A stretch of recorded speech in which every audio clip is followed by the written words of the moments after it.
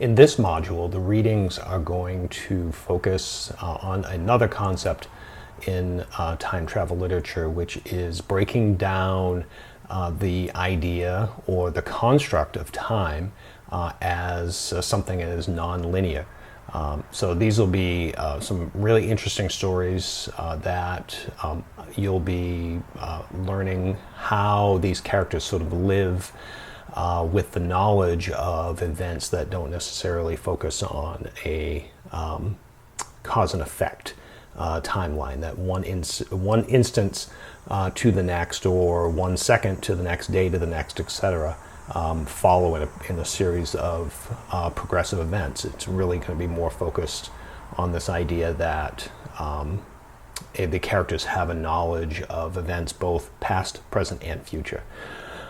Quick note that I want to make about the Ted Chiang book that you're going to be working with. The title of the whole book itself is Stories of Your Life and Others.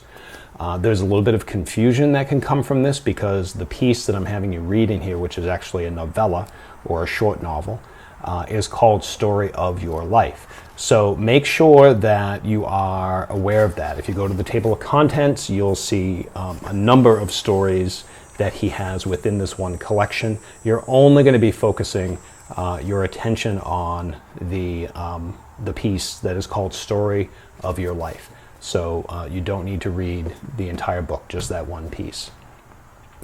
As far as the assignments go with this module, the next step in the essay, the formal essay that you're going to be working on, is creating your topic and argument proposal. And down below you'll see a little bit of an explanation, and then in the individual assignments it'll walk you through exactly what you need to do for the topic proposal and for your argument proposal as you start to develop those ideas. So please, throughout the module, ask any questions that you have, and I'm looking forward to starting to discuss some of those ideas with you.